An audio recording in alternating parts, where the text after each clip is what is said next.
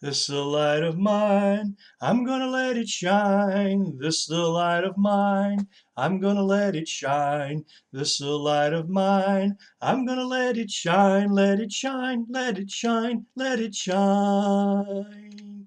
Hey, friendship friends, hello. I hope that you're having a great day and that your light is shining. Isn't that a great song? We love that This is the Light of Mine song. A lot of it because it reminds us that Jesus is the light of the world. We've been talking about that, and we've been using two verses as our theme. The one verse from John 8:12, where Jesus said to the people, I am the light of the world. Anyone who follows me will never walk in darkness. They will have the light and they will have life. That's right. We love that verse because Jesus is the light of the world. But Jesus also says that we are the light of the world. Matthew 5, verses 14 through 16. And perhaps you've been reading those verses. It would be good to review them again today. You are the light of the world. A town built on a hill can't be hidden. In the same way, let your light shine so others can see it. Then they will see the good things you do, and they will bring glory to your Father who is in heaven. So those are good reminders that we are the light of Jesus in this world. So we've been talking about the different types of lights that we have in our houses, and we've talked about flashlights that we may have around. And yesterday I talked a little bit about some lanterns. Flashlights help us see our way, lanterns help us see our way, but lanterns also, or flashing lights, can warn us of danger and when to stop or to slow down. We've talked about that. So today, let's talk about another type of light that we most likely have in our houses or that you've seen. And those are lights that we don't use all the time. They actually are lights that we use when some other lights don't work. Like we're talking about candles. Yeah, sort of looks like a carrot, doesn't it? Nah, I'm not going to eat this. It's not a carrot, it's an orange candle. So we have candles in our houses. And when do we use the candles? Well, when the power goes out, we can light this candle and we can see a little bit. It's not as bright as our overhead lights or the lights that we use to read, but it does make light. We also use candles in our homes to create atmosphere, nice, soothing, comfortable room. Some people like candles when they like go on dates or romantic. We also have candles that smell good for aroma. This candle here says it's sugar cookie. I bet it smells good. We've had one in our house already that was chocolate chip cookie. Oh boy, did that smell good whenever it was lit. Unfortunately, it made me want to eat chocolate chip cookies all the time, which really wasn't a good thing. So we have these types of candles, but there's another type of celebration that we do that use candles that I know you're all familiar with. And many of you know my birthday hat here that I wear, and it looks like a birthday cake, and it has these fuzzy little fake candles on top. And so we have this tradition of blowing out candles on our birthday cakes. And that's a good one that we all celebrate.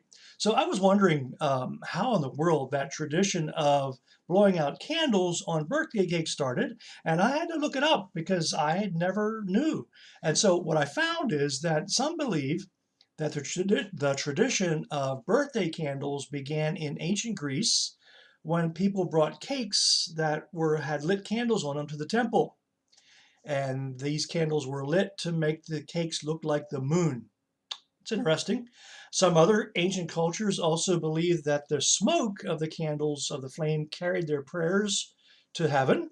So maybe making wishes before blowing out your birthday candle started that, was sort of went along with that belief. I don't know, could be. Some also believe that the tradition of birthday candles started with the Germans. In 1746, a man named Count Ludwig von Zinzendorf. I like saying that. Say it with me. Ludwig von Zinzendorf. Ludwig von Zinzendorf. That's just a fun name to say. Well, Mr. Zinzendorf celebrated his birthday with an extravagant festival. And of course, at the festival, they had cake and candles. The records show there was a cake as large as any oven could be found to bake it, so it must have been huge. And there were holes made in the cake according to the years of the person's age. Sounds familiar. and every one of those holes had a candle stuck in it, and then there was one in the middle. Now that sounds pretty similar to what we do with our birthday cakes, doesn't it? The Germans also celebrated with birthday candles during Kinderfest. That was a birthday celebration for children in the 1700s. And there, a single birthday candle was lit and placed on the cake to symbolize, listen to this, the light of life. Yeah, so candles represent the light of life. And the Bible does reference candles. The people in the time of the Old Testament used candlesticks. In the New Testament, there was references to candlesticks, and when they talked about light, perhaps they were talking about the light used by candles and or lanterns. Jesus said in Luke chapter 8, verse 16, people do not light a lamp and then hide it in a jar or put it under a bed. No, instead they put the lamp on a stand. Then those who come in can see the light. Yeah, makes sense, doesn't it? When you use a candle, you don't want to cover it up right away, do you? Or you don't want to hide it. No, because lights really don't do anybody any good when they are hidden. No, we don't want our lights to be hidden or to go out. Remember that verse from the song that we like to sing? Hide it under a bushel? No, I'm gonna let it shine. Hide it under a bushel? No, I'm gonna let it shine. Hide it under a bushel? No, I'm gonna let it shine. Let it shine, let it shine, let it shine. You know, the verses that we've talked about, Jesus being the light of the world and we being the light of the world, simply mean that Jesus and God shine through us. That's right. We are the representation of Jesus on earth. We help people see God's light.